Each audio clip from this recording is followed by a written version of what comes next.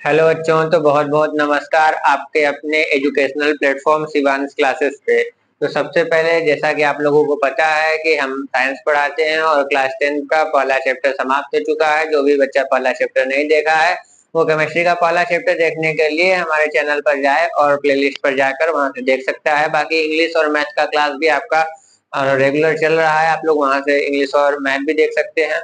और आप लोगों का ज्यादा टाइम वेस्ट ना करते हुए हम लोग क्लास 10th का बायोलॉजी का लेसन नंबर फर्स्ट, जिसका नाम जैव प्रक्रम है, वो स्टार्ट कर रहे हैं। और थोड़ा सा पिछला जो है उसको रिकैप कर दे रहे हैं। अगर आप लोग को नोट्स का आवश्यकता है कि सबका डिफिनेशन लिखा लिखा मैं दूं, तो बच्चों यहाँ पर लिखने में बहुत ज्यादा समय लगेगा और आप लोगों का समय नष्ट होगा, जो कि हम नहीं चाहते हैं कि आप लोगों का समय नष्ट हो। अगर आप लोग को चाहिए नोट्स, तो जैसा आप लोग बोलेंगे यहाँ पर लिखने के लिए बोलेंगे तो मैं यहाँ पर लिख भी सकता हूँ, कमेंट में आप लोग बताइएगा। नहीं तो आप लोग अगर टेलीग्राम पर नोट्स प्रोवाइड करवाना चाहेंगे तो वहाँ पर भी मैं नोट्स को प्रोवाइड करवा दूंगा। तो जिसमें आप लोगों को सुविधा मिले आप लोग ऐसा बोल सकते हैं। बाकी एक बार हम लोग जल्दी से रिकैप कर लेते हैं कि हम लोग को क्या क्या मतलब इस चैप्टर में, जो हम लोग एक लेक्चर में आगे, एक लेक्चर इसका हो भी चुका है, जो नहीं देखा है वो आगे वाले लेक्चर देख सकता है जाके बच्चों। और ये सेकंड लेक्चर है हमारा जैव प्रक्रम का। तो शुरू करते हैं बिना किसी देरी के। तो देखिए, सबसे पहले हम लोग को पढ़ना क्या है बच्चों, जैव प्रक्रम। जैव मतलब होता है जीव और प्रक्रम मतलब होता है प्रक्रिया।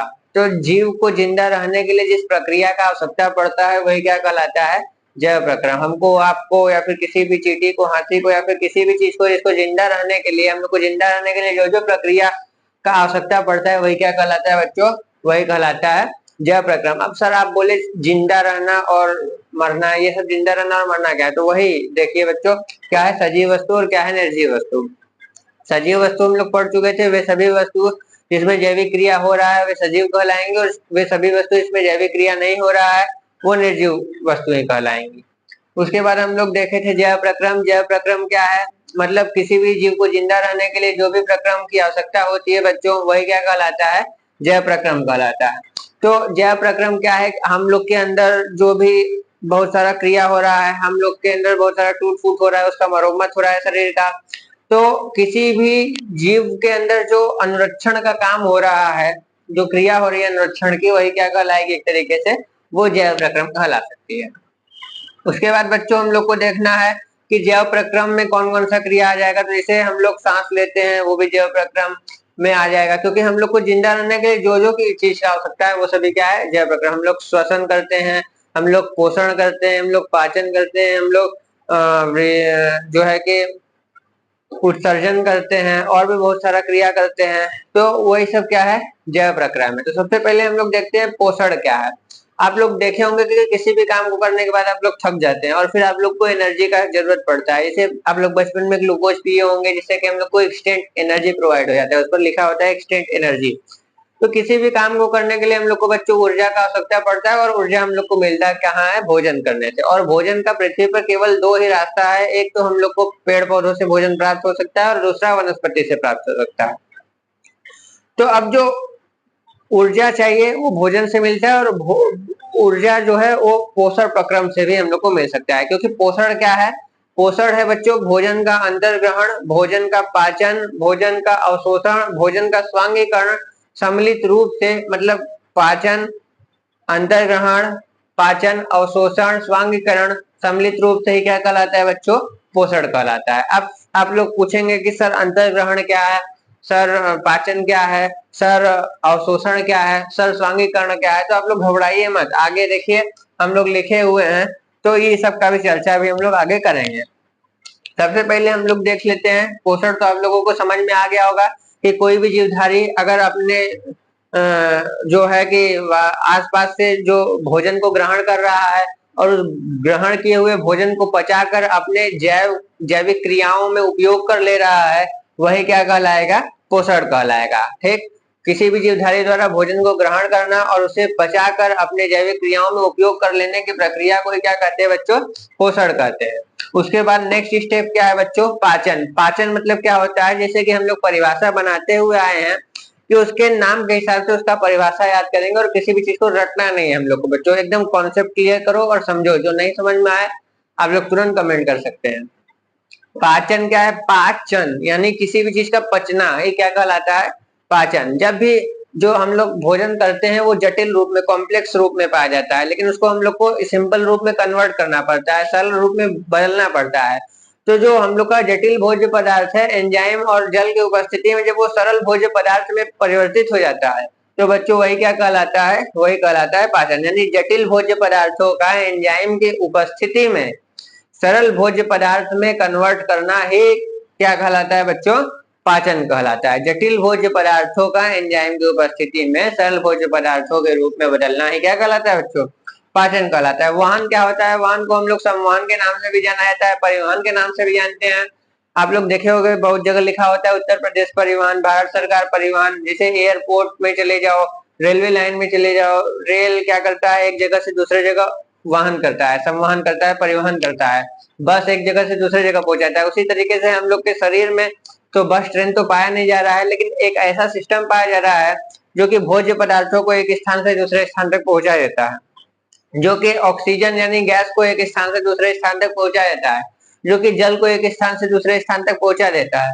तो एक स्थान से दूसरे स्थान तक पहुंचाने का जो प्रक्रिया हो रहा है वही किसके द्वारा हो रहा है बच्चों, वाहन के द्वारा हो रहा है। वाहन भी हम लोग के शरीर में अलग होता है, पेड़ पौधों के शरीर में अलग होता है, जीव भी बहुत प्रकार का है, ये बहुत बड़ा जो है लिविंग वर्ल्ड है, तो इसमें अलग अलग प्रकार का सब हो सकता है। इसको अध्ययन की सुविधा के लिए हम लोग इसको क्या किए हैं, वर्गीकृत किए हैं। किसी भी चीज को बांटा क्यों गया है बच्चों, क्योंकि हम लोग को पढ़ने में आसानी हो सके। उसके बाद श्वसन। श्वसन तो आप लोग पढ़ते आ रहे हो शुरू से है कि सांस लेने की प्रक्रिया को ही क्या कहते हैं, श्वसन कहते हैं, लेकिन वो होता है ब्रीथिंग, जिसको हम लोग श्वासोच्छ्वास के नाम से लेते हैं। लेकिन श्वसन क्या है बच्चों, श्वसन है रिस्पायरेशन।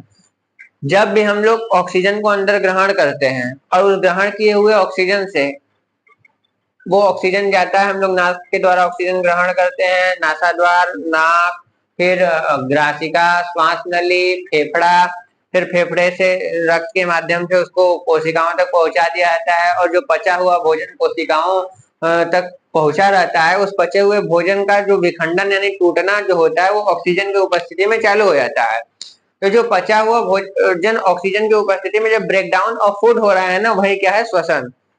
और जब भोजन टूटता है तो वहां पर ऊर्जा का निर्माण हो जाता है, ऊर्जा का निर्माण हो जाता है, और वही प्रक्रिया क्या कहलाता है, श्वसन। यानी ऑक्सीजन की उपस्थिति में भोजन का विखंडन के पश्चात ऊर्जा का निर्माण होने की संपूर्ण प्रक्रिया को हम लोग श्वसन के नाम से जानते हैं। और श्वासोच्छ्वास क्या है, केवल ऑक्सीजन को अंदर लेना और कार्बन डाइऑक्साइड गैस को बाहर निकाल देना श्वासोच्छ्वास कहलाता है। इसको इंग्लिश में ब्रीथिंग के नाम से जानते हैं और श्वसन को रिस्पायरेशन के नाम से।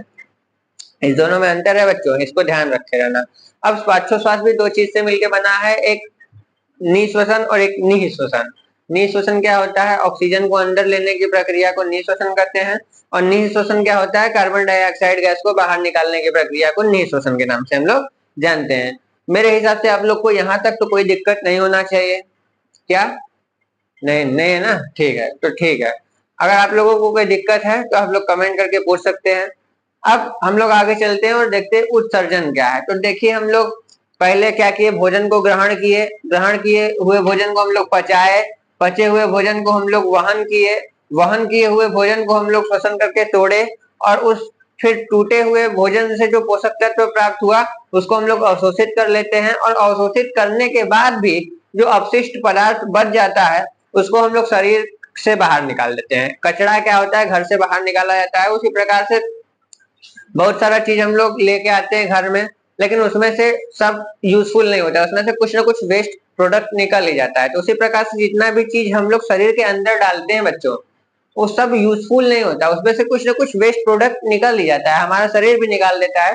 तो उस प्रक्रिया को क्या कहते हैं, उत्सर्जन या बहिक्षेपण के नाम से जानते हैं। और भी बहुत सारा प्रक्रम है जिसको हम लोग जैव प्रक्रम में आ जाएगा। अब हम लोग देखते हैं पोषण के प्रकार। पोषण के प्रकार क्या है बच्चों, यानी पोषण मुख्यतः दो प्रकार का आता है, हम लोग देख चुके हैं, स्वपोषी पोषण और परपोषी पोषण। स्वपोषी पोषण जो अपना भोजन स्वयं बनाता है, स्वपोषी पोषण। और वैसा जीव स्वपोषी जीव कहलाता है, जैसे सभी हरे पौधे। सभी हरे पौधे अपना भोजन कैसे बनाते हैं, प्रकाश संश्लेषण प्रक्रिया के द्वारा। यहाँ तक हम लोग पढ़ चुके थे, यहाँ से हम लोग को स्टार्ट करना था, और दो चार टॉपिक नहीं पढ़े थे तो उसको भी हम लोग जान गए। अब देखिए, जैसे कि पाचन नहीं पढ़े थे, पोषण नहीं पढ़े थे, वहन नहीं पढ़े थे, श्वसन नहीं पढ़े थे, उत्सर्जन नहीं पढ़े थे, हम लोग पढ़े क्या थे, केवल सजीव निर्जीव जैव प्रक्रम पोषण, पोषण का प्रकार, स्वपोषी पोषण और परपोषी पोषण। बस इतना चीज पढ़े थे, इसको हम लोग रिकैप कर लिए और उससे ज्यादा भी चीज जान चुके हैं। अब देखेंगे हम लोग कि जो स्वपोषी जीव होता है, स्वपोषी जीव किसको कहते हैं? जो स्वपोषी यानी अपना पोषण स्वयं करे, वही क्या है? स्वपोषी। अपना पोषण स्वयं कौन करता है? हम तुम नहीं, ऐसा बात नहीं है, बिल्कुल गलत बात। हम तुम अपना पोषण नहीं कर पाते, हम लोग दूसरे के ऊपर निर्भर रहते हैं। प्रत्यक्ष या परोक्ष रूप से, डायरेक्ट या इनडायरेक्ट रूप से हम लोग एक दूसरे के ऊपर निर्भर रहते हैं। तो बच्चों देखते हैं प्रकाश संश्लेषण प्रक्रिया क्या है। संश्लेषण मतलब किसी चीज का संश्लेषित होना, यानी किसी चीज का बनना। प्रकाश संश्लेषण यानी प्रकाश की उपस्थिति में किसी चीज का बनना। किसका संश्लेषण हो रहा है? सभी हरे पौधे अपने भोजन का निर्माण कर रहे हैं, यानी प्रकाश की उपस्थिति में भोजन के निर्माण होने की प्रक्रिया को क्या कहते हैं? प्रकाश संश्लेषण कहते हैं। इस प्रकाश संश्लेषण प्रक्रिया में होता क्या है बच्चों? इसका क्रिया विधि क्या है? तो अब हम लोग जानते हैं कि इसका क्रिया विधि क्या है। तो सबसे पहले प्रकाश संश्लेषण प्रक्रिया जो होता है सभी हरे पौधे में होता है। क्यों होता है? क्योंकि सभी हरे पौधों में क्लोरोफिल पाया जाता है। क्लोरोफिल क्या है? वो हरित लवक है। हरित लवक क्या होता है? पिगमेंट होता है, और पिगमेंट भी 3 तरीके का पाया जाता है, क्लोरोप्लास्ट, क्रोमोप्लास्ट और ल्यूकोप्लास्ट। ठीक है, कुछ कलरलेस होता है, कलरफुल होता है, और ग्रीन कलर का पिगमेंट पाया जाता है। 3 प्रकार का पिगमेंट उपस्थित होता है। तो अब देखेंगे इसका क्रिया विधि क्या है बच्चों। तो जो पेड़ पौधे में पाया जाता है वो जो हरा कलर प्रदर्शित करता है वो होता है क्लोरोप्लास्ट। ठीक है, उसमें भी क्लोरोफिल। ठीक, क्लोरोफिल, क्लोरोप्लास्ट। अब जो क्रिया विधि है इसका, सभी हरे पौधे सूर्य के प्रकाश की उपस्थिति में अपने वायुमंडल से कार्बन डाइऑक्साइड गैस, जल और मिनरल और पत्तियों में उपस्थित क्लोरोफिल की सहायता से अपने भोजन का निर्माण करते हैं। उसी प्रक्रिया को हम लोग प्रकाश संश्लेषण के नाम से जानते हैं। अब प्रकाश संश्लेषण में होता क्या है बच्चों के कार्बन डाइऑक्साइड और जल के सहायता से क्या होता है?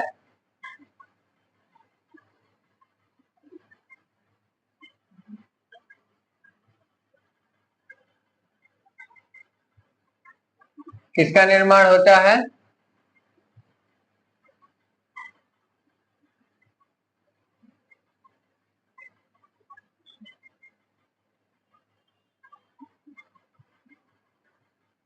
किसका निर्माण हो जाता है बच्चों? ग्लूकोज का निर्माण हो जाता है और जल का निर्माण हो जाता है। ठीक है, तब अब ये क्या है? ये रिएक्शन है। एक बार आप लोग इसको लिख सकते हैं अगर इसमें कोई दिक्कत है। ये देखिए ग्लूकोज का फार्मूला दिया हुआ है, सूर्य के प्रकाश की उपस्थिति में क्रिया हो रहा है और उसका निर्माण कर दे रहा है।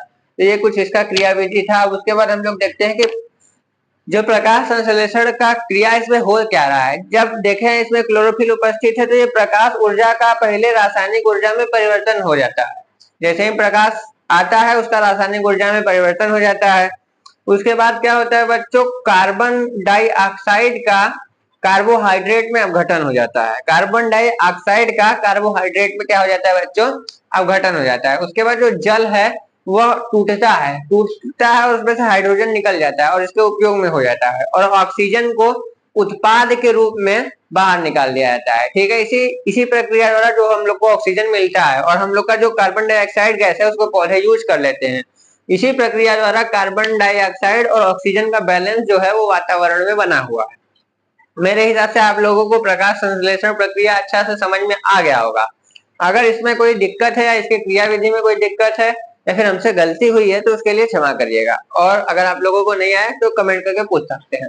उसके बाद हम लोग देख रहे हैं परपोषी पोषण। परपोषी पोषण, पर पोषी पोषण यानी अपना पोषण भी पर के ऊपर यानी दूसरे के ऊपर डिपेंड हो। अपने भोजन के लिए भी दूसरे के ऊपर जो जीवधारी डिपेंडेंट हो उसका पोषण क्या कहलाता है?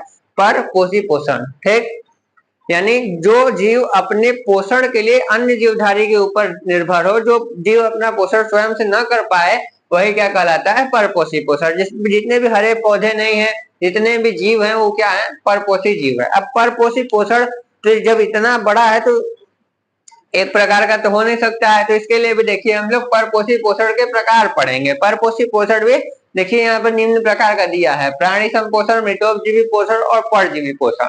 तो क्या होता है बच्चों प्राणी संपोषण? क्या तुमको पता है? 1 2 3, चलिए पता है तो आप लोग कमेंट करके बताइए। तो प्राणी संपोषण क्या होता है बच्चों? ऐसा पोषण जो भोजन का अंतर ग्रहण कर कर उसका पाचन करे, वे पोषण क्या कहलाता है? प्राणी संपोषण कहलाता है। और ऐसा जीव जो प्राणी संपोषण को करता है उसको प्राणी संपोषण जीव कहते हैं। उसके बाद हम लोग देखेंगे मृतोपजीवी पोषण क्या है। मृतोपजीवी पोषण यानी मरे हुए जीव से पोषण प्राप्त करना। मृतोप मतलब मरा हुआ, जीव मतलब जीव से, पोषण मतलब प्राप्त भोजन का निर्माण, ठीक है। तो मृतोपजीवी पोषण सड़े गले और मरे जीव से अपने भोजन या पदार्थ से अपने भोजन की प्राप्ति, अपने पोषण का प्राप्ति ही क्या कहलाता है बच्चों, मृतोपजीवी पोषण। यानी बिल्कुल सही, आप लोग समझ रहे हैं, आप लोग आगे बढ़ रहे हैं, इससे ज्यादा हमको खुशी नहीं मिल सकता। अगर आप लोग को मृतोपजीवी पोषण क्या है, जो ऐसा पोषण जिसमें कोई जीवधारी किसी सड़े गले या फिर मरे पदार्थ से अपने भोजन का निर्माण कर रहा है, वही क्या कहलाएगा, मृतोपजीवी पोषण कहलाएगा। जैसे बैक्टीरिया जो है वो काम करता है, ये हम लोग के एनवायरमेंट को क्लीन भी कर देता है इस पोषण द्वारा। प्राणी संपोषण जैसे अमीबा हो गया एक कोशिकी, मनुष्य हो गया बहुकोशिकी। एक कोशिकी और बहुकोशिकी क्या है, जिसमें एक ही कोशिका पाई जाती है बच्चों, वो एक कोशिकी अमीबा पैरामीशियम यूग्लिना। बहुकोशिकी जीव जिसमें बहुत सारी कोशिका पाई जाती है, मल्टी सेलुलर, ठीक है, जैसे मनुष्य, हाथी, चींटी। एक कोशिकी जीव में सभी काम एक ही कोशिका द्वारा किया जाता है। बहुकोशिकी जीव में सभी काम विभिन्न कोशिका द्वारा किया जाता है।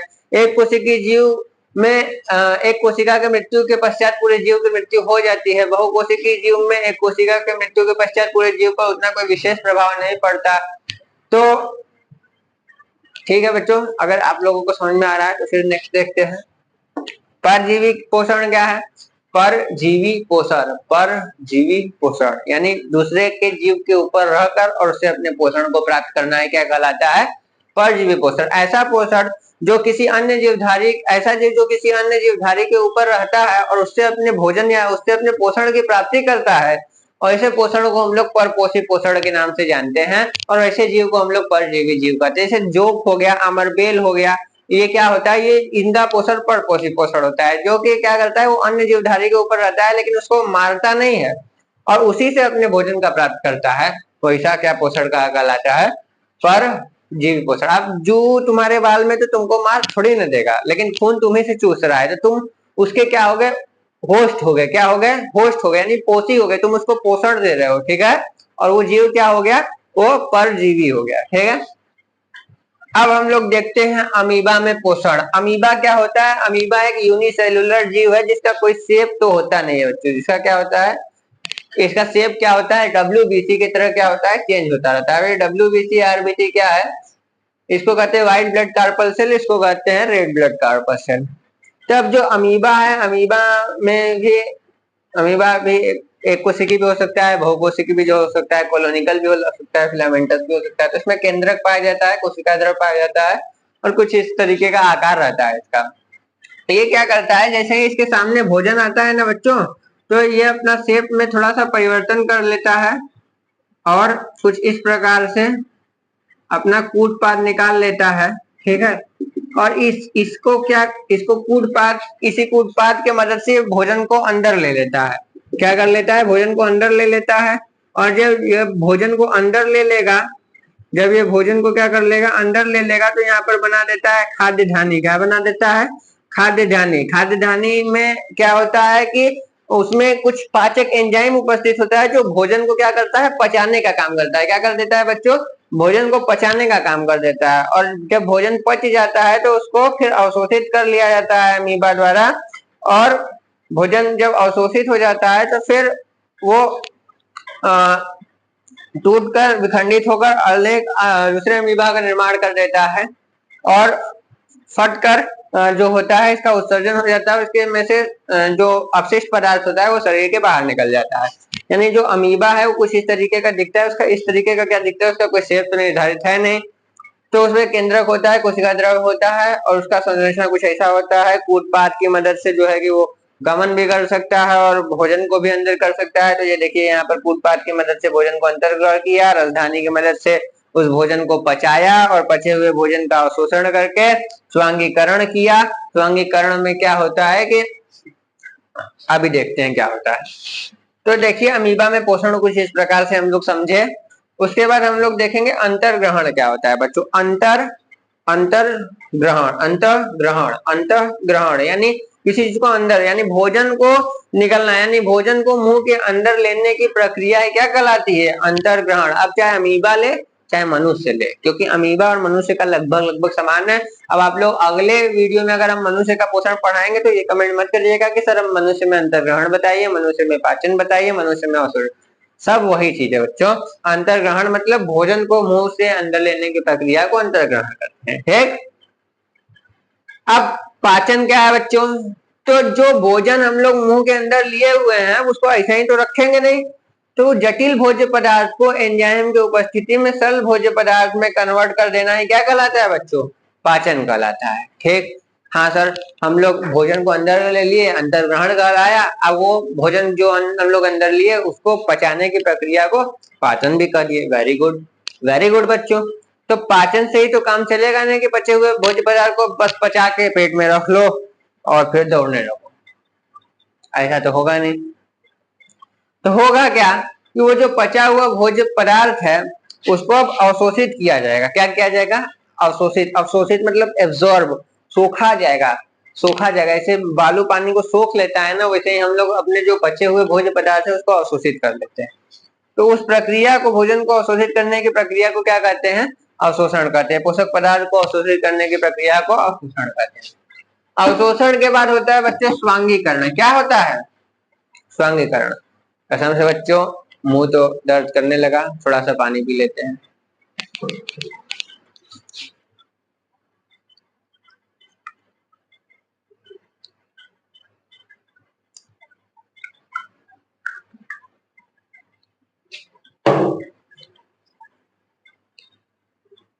आप लोगों का 2 सेकंड खराब करने के लिए बहुत बहुत क्षमा चाहता हूँ। फिर से आ जाते हैं हम लोग स्वांगीकरण पर। चिल्लाते चिल्लाते आवाज भी डाउन हो चुका है। तो अगर आप लोगों को वीडियो अच्छी लग रही है तो इसको अपने क्लासमेट के साथ शेयर जरूर करिएगा, ताकि जिससे हम लोग अगली वीडियो बनाने के लिए और प्रोत्साहित रहे। स्वांगीकरण क्या होता है बच्चों, हम लोग भोजन को खाए, भोजन को खा के उसको पचाए, बचे हुए पोषक पदार्थ का अवशोषण भी कर लिए। अब जो अवशोषित भोजन पदार्थ है उसको खाली अवशोषित करके रखेंगे तो अच्छी बात तो है नहीं, अच्छी बात है नहीं। तो उसको क्या करते हैं हम लोग, कोशिकाओं और ऊतकों तक पहुंचा देते हैं। बचे हुए भोजन को कोशिकाओं और ऊतकों तक पहुंचाने की प्रक्रिया ही क्या कहलाता है बच्चों, स्वांगीकरण कहलाता है। क्या कहलाता है, स्वांगीकरण। अब जब उसका उपयोग कोशिका कर लिया तो अब सब चीज तो अच्छा होगा नहीं, तो कुछ अपशिष्ट पदार्थ भी बनता है। उस अपशिष्ट पदार्थ को शरीर से बाहर निकाल दिया जाता है और उसी अपशिष्ट पदार्थ को बहिक्षेपण के नाम से जानते हैं। देखिए, पहले भोजन का अंतर्ग्रहण हुआ, भोजन को अंदर लेने की प्रक्रिया को अंतर्ग्रहण कहते हैं। अंतर्ग्रहण के बाद पाचन हुआ, पाचन के बाद उसका अवशोषण हुआ, अवशोषण के बाद वो फट गया और उसका स्वांगीकरण मतलब बहिक्षेपण हो गया। ठीक है बच्चों, तो अमीबा में पोषण हमको लग रहा है इसमें आप लोगों को कोई दिक्कत नहीं है। नहीं है तो बहुत अच्छी बात है तो आप लोग कमेंट करके आगे पूछ सकते हैं। अब देखिए भैया, मनुष्य, मनुष्य में पोषण मनुष्य ही इतना जटिल है तो उसमें पोषण जटिल क्यों नहीं होगा। तो इसमें थोड़ा सा काम वही है, बस नाम चेंज है। तो देखते हैं क्या है। तो मनुष्य में पोषण बच्चों, जैसे हम लोग में पोषण जैसे होता है ना, पोषण क्या होता है तो आप सभी लोगों को पता है, क्योंकि हम लोग अभी थोड़ी देर पहले पढ़े। यानी भोजन को अंतर्ग्रहण करना, भोजन का पाचन करना, भोजन का अवशोषण करना, स्वांगीकरण करना और बहिक्षेपण, स्वांगीकरण करना सम्मिलित रूप से क्या कहलाता है, पोषण कहलाता है। देखते हैं मनुष्य का पोषण शुरू कहाँ से होता है। सबसे पहले आप लोग थोड़ा सा भी दिमाग लगाएंगे तो मनुष्य का पोषण जो है मुंह से शुरू हो जाता है। मुंह में क्या होता है बच्चों, मुंह में दांत होता है, जीभ होता है सर, मुंह में बहुत सारा पानी पानी जैसा चीज निकलता है, इसको एंजाइम या फिर लार ग्रंथि के नाम से जानते हैं। उसके बाद हम लोग का जो श्वास नली होता है, आहार नली होता है, उसके बाद उस हम अमाशय होता है, अमाशय के बाद होता है, अमाशय में सर लेयर भी हो। हम लेयर वगैरह का तो आप लोग नहीं जानते होंगे, लेकिन इतना तो जानते होंगे कि मुंह से होता हुआ भोजन, आहार नली से होता हुआ भोजन अमाशय में प्रवेश करता है। अमाशय के बाद छोटी आंत होता है, छोटी आंत का भी 3 पार्ट होता है जिसको आप लोग जानते हैं या नहीं जानते हैं। उसके बाद बड़ी आंत होता है, उसके बाद गुदा द्वारा उसको बाहर निकाल दिया जाता है। इतना तो बच्चा बच्चा जानता है कि मनुष्य में पोषण ऐसे होता है। तो हम लोग उसको थोड़ा डिटेल से ले लें तो और अच्छी बात है। ठीक है, हम लोग देखें कि मनुष्य के जो है मुंह से शुरू हो जाता है। तो मुंह क्या है, हम लोग का यही माउथ मुंह है, बचपन से पढ़ते आ रहे हैं पार्ट्स ऑफ बॉडी नेम और मुंह के बारे में। मुंह में क्या क्या पाया जाता है, दांत पाया जाता है, मुंह में जीभ पाया जाता है, मुंह में लार ग्रंथि पाया जाता है। तो सबसे पहले बच्चों कि दांत क्या होता है, दांत क्या होता है, दांत जो होता है वो सबसे बॉडी का हार्डेस्ट सबस्टेंस है, हार्डेस्ट सबस्टेंस है। उससे हम लोग करते क्या है, उसको उससे हम लोग भोजन को चबाने का काम करते हैं। क्या करते हैं, भोजन को चबाने का काम करते हैं। तो अब जो दांत होता है वो हम लोग का कई प्रकार का होता है, दांत हम लोग का होता है बच्चों 4 प्रकार का। कै प्रकार का, हाँ 4 प्रकार का। कौन कौन सा, कृंतक, रदनक, अग्रचर्वक और चर्वक। कृंतक, रदनक, अग्रचर्वक और चर्वक। कृंतक क्या करता है बच्चों, कृंतक पीसने का काम करता है, रगड़ने का काम करता है। रदनक चीरने का काम करता है और अग्रचर्वक पीसने और चबाने का काम करता है और चर्वक भी वही काम करता है। ठीक, इसका जो डेंटल फॉर्मूला होता है, डेंटल फॉर्मूला ऑफ टीथ जो होता है वो क्या होता है, 2123 बटे 2123। ठीक, ये जो है ये कृंतक है, ये जो है ये रदनक है, ये जो है ये अग्रचर्वक है और ये जो है वो चर्वक है।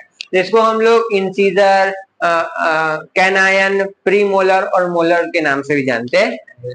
ठीक, इंसीजर, कैनायन, प्रीमोलर, मोलर। तो मेरे हिसाब से तो दांत में आप लोगों को कुछ तकलीफ तो होगा नहीं कि दांत से आप लोग शुरू से ही भोजन को चबाने का काम करते हैं।